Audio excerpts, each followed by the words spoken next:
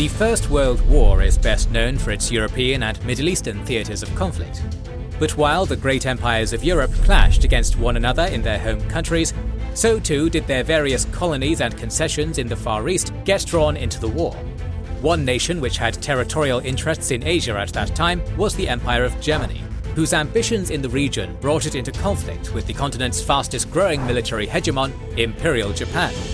Indeed, Japan would arguably be one of the greatest victors of World War I, expanding her influence over China, gaining numerous possessions, increasing her trade, and becoming recognized as a great power. Of all her actions during the war, none were greater than besieging of one of Germany's fortified holdings in her leased territory of Jiaozhou Bay. Welcome to our video on the 1914 Siege of Tsingtao, the decisive clash between Japan and Germany 30 years before geopolitics would draw them into the infamous alliance we all know today. As much as Japan gained from World War I, it will be nothing compared to your glorious exploits in today's sponsor, Supremacy 1914. It's a massive PvP online strategy game, where you pick a real country to lead through World War I, facing up to 500 other players in persistent real-time games that can last weeks. You'll pick your units and technologies, choose allies and enemies via real diplomacy with other players, and compose an epic strategy to take over the world. Now you'll also employ heroes to lead your units with new powerful abilities that gradually level up. Take Otto Hersing to dominate the seas with U-boat strategies, or take Lucien Laroche for massive area of effect gas attacks to clear enemy lines.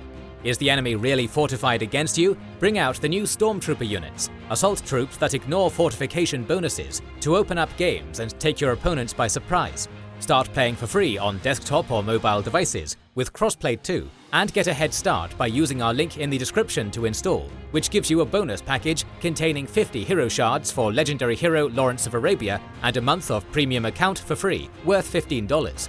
But that's only for the next 30 days, so move quickly to make it yours. Then go turn World War I in your favor.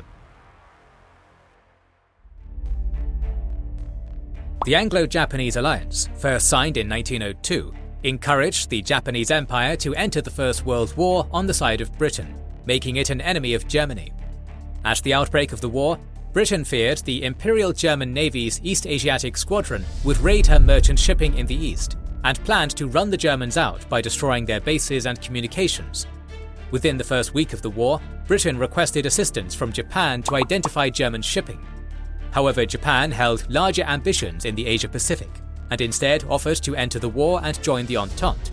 Britain reluctantly accepted this, but privately warned Japan not to seize German islands in the South Pacific, for the British wanted those territories to be taken by their Dominion territories of Australia and New Zealand. Japan's war aims were to capture the German base at the Chinese port of Singtao, as well as the German colonies of the Marshall, Caroline and Marianas Islands. Furthermore, Japan wanted to hunt down Germany's East Asiatic Squadron. On August 15th, Japan issued an ultimatum to Germany, demanding that her warships withdraw from Chinese and Japanese waters and transfer control of the harbour city of Singtao to Japan. When the ultimatum expired on the 23rd, Japan declared war on Germany. Hoping that their garrison in Singtao would be able to hold out against the Japanese until the war in Europe was won, the German government instructed Governor Alfred Meyer-Waldeck of Singtao Bay to defend his settlement to the last. When the First World War broke out, most of the warships of the Imperial German Navy's East Asiatic Squadron, under the command of Vice Admiral Maximilian von Spee, were dispersed across the vast waters of the Pacific. Consequently, Meyer-Waldeck assembled all the available warships he could. These consisted of the torpedo boat S-90, the unprotected cruiser Cormoran, the gunboats Lux, Tiger, Jaguar and Iltis, and the Austro-Hungarian protected cruiser Kaiserin Elizabeth. This meager German defense fleet was absolutely dwarfed by the Imperial Japanese Navy, which dispatched the 2nd Squadron under Vice Admiral Sadakichi Keto on August 27th, supported by some British ships. The German fortifications on land consisted of the port, town and 3 defensive lines, the first extending from the Kaiserstuhl to the Litzener Heights. The second line lay across the steep hills from Prince Heinrich to Kruschan. The third line consisted of 3 fortified hills, Mount Moltke, Mount Bismarck and Mount Iltis, each equipped with guns of various calibers. Furthermore, the town of Singtao itself possessed seaward and landward defences, consisting of 4 batteries and 5 redoubts. In terms of manpower, Mayor Waldeck commanded over 1,300 Marines of the 3rd Sea Battalion, 750 naval gunners, 180 naval personnel staff, 400 sailors, 1,500 reservists, and 1,000 Chinese policemen, totaling nearly 4,000 men. They had 90 artillery guns of various calibers, 120 machine guns, 28 automobiles, and 2 Ettrick-Tauber aircraft. On August 22nd, the SMS Lauting and the S-90 were attacked by the British warship HMS Kennet while mining. They raced back to port, with the S-90 scoring 2 hits on the Kennet, which peeled off when a 4-inch shore battery in Singtao began to fire upon her. On the 27th, the Imperial Japanese Navy's 2nd Squadron, led by Vice Admiral Sadakichi Kato, began a blockade of Jiaozhou. The fleet quickly seized 3 coastal islands and began minesweeping. On the 30th, a storm drove the IJN destroyer Shirataye aground on a coastal island, allowing the German SMS Jaguar to come out and destroy her. On September 2nd, the Japanese began landing 23,000 soldiers of Major General Mitsumo Kamio's 18th Infantry Division, along with 142 pieces of artillery. They fanned the area, finding no enemy north of the Paisha River. The region was experiencing a terrible flood, making the Japanese advance across the territory a muddy nightmare. The local Chinese protested the breach of their neutrality in the conflict, but offered no real opposition. By the 7th, an advance guard was riding to Singtao. Meanwhile, the British were suspicious that the Japanese intended to seize all of Shandong province, so they dispatched a symbolic force of 1,500 men under Brigadier General Nathaniel Walter Bernardiston from Tientsin. They would be followed up by 500 men of the 36th Sikhs. Mayor Waldeck responded to the landings by withdrawing his forces to the 2 inner defensive lines. On the 5th, the Imperial Japanese warship Wakamiya launched a Farman seaplane that scouted the port and town. The pilot reported that the East Asiatic Squadron was absent, prompting the IJN to dispatch 2 fast squadrons to hunt them down. The next day, the Wakamiya launched another Farman, which unsuccessfully attacked the Jaguar and Kaiserin Elizabeth in Jiaozhou Bay with bomblets. In response, both cruisers had guns removed from them to be added to the land defences, establishing Battery Elizabeth. On the 13th, Japanese cavalry ran into a German outpost at Jimo, causing them to flee after a short skirmish. The Japanese seized the town of Jiaozhou, and on the 14th, cut the Shandong Railway. However, the flooding and mud were so terrible that Kamio knew it would take weeks to move his entire division over the peninsula, so he took a calculated risk.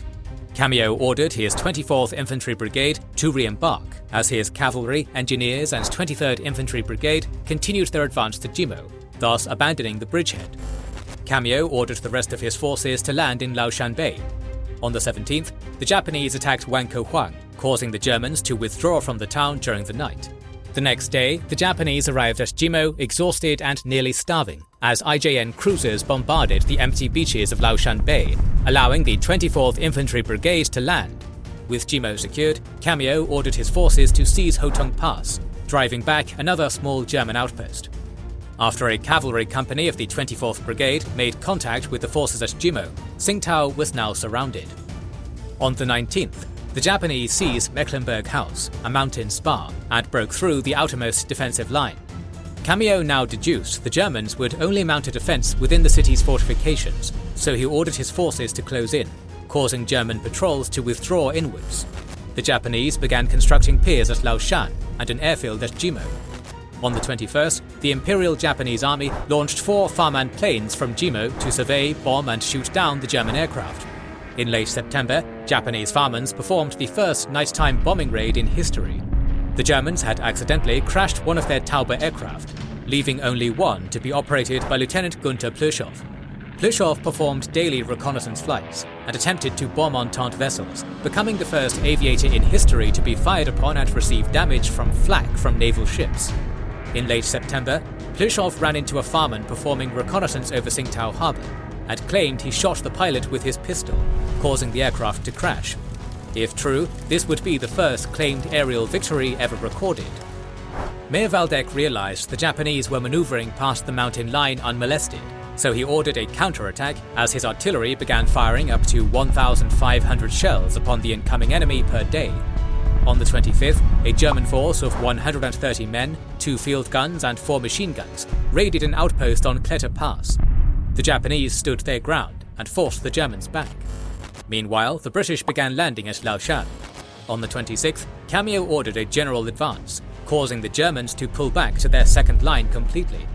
To help their withdrawal, the Jaguar and S-90 came up to the harbour side and bombarded the Japanese right flank.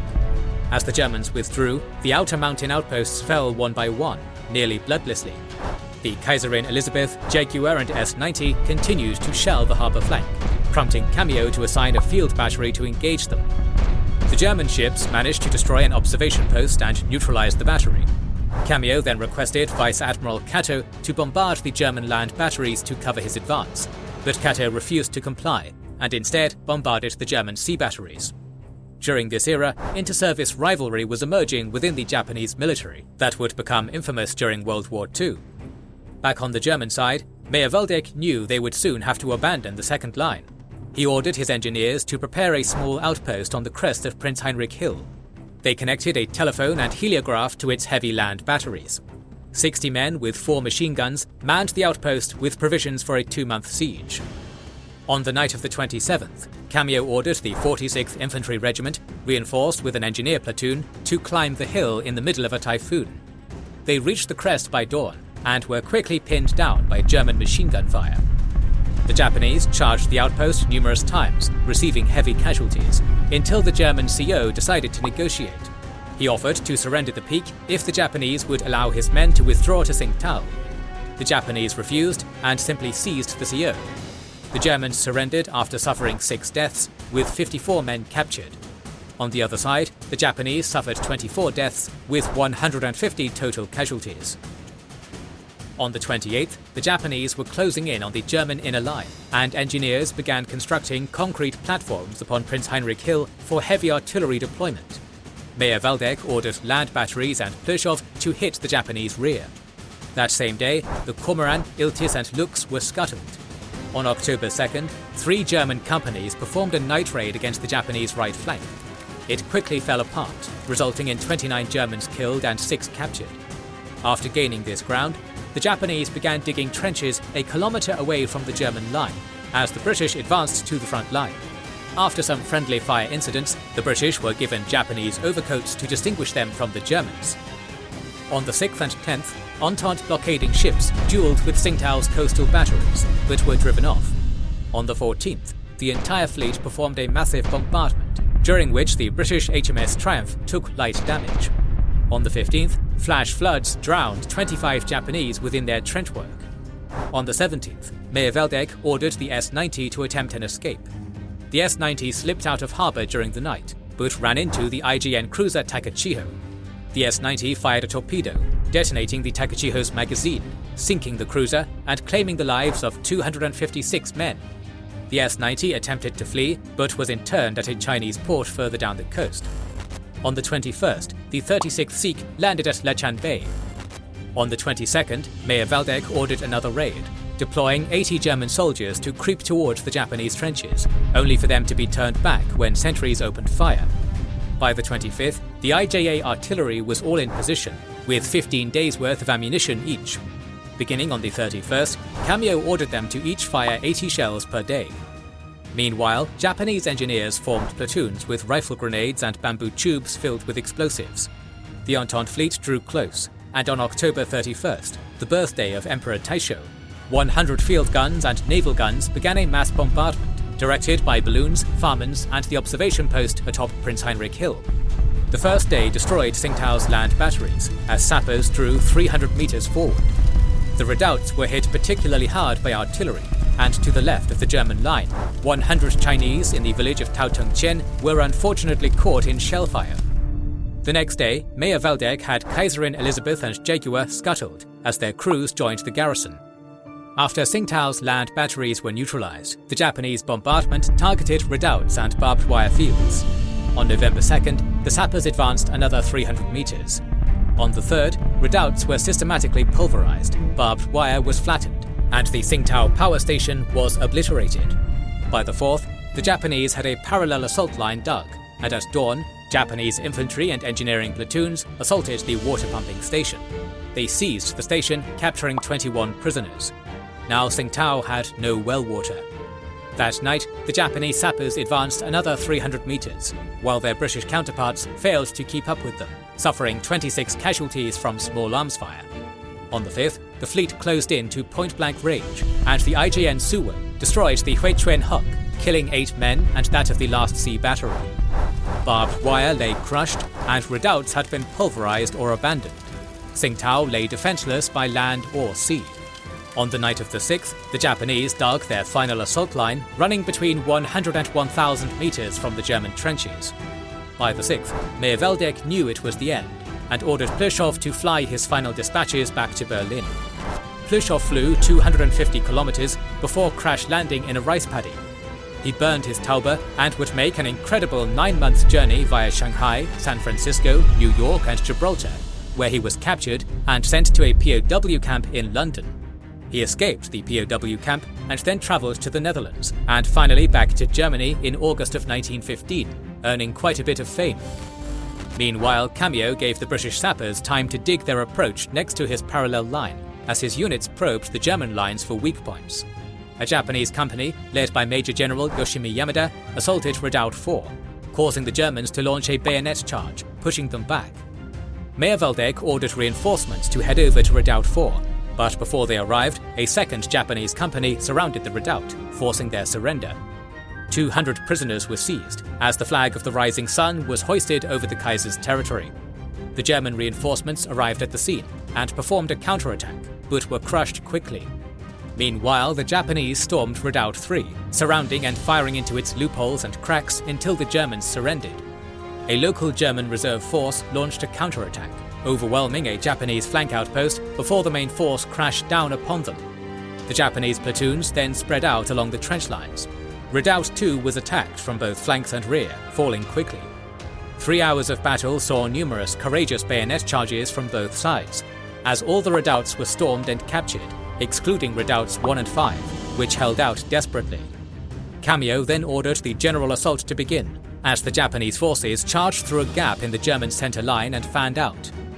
At 5:10 am on the 7th, the North Battery of Shaotan Hill was captured. Half an hour later, the East Battery of Tatun-Gehin and Fort Changchihua, the base for the German right wing, was seized. As the Japanese surged forward, a company stormed up Iltis Hill. Searchlights poured down upon them, and soon the Japanese charged into the Germans and engaged them in hand-to-hand combat, wielding bayonets and katanas.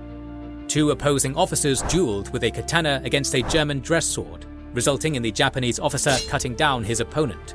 After this, the Germans upon Iltis surrendered. Another company stormed Bismarck Hill, resulting in a quick surrender as men atop Iltis cheered.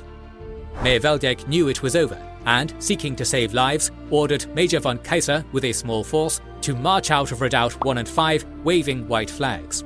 On the morning of the 7th, on an ironically beautiful day, Japanese and British troops entered Singtao with shouts of Banzai.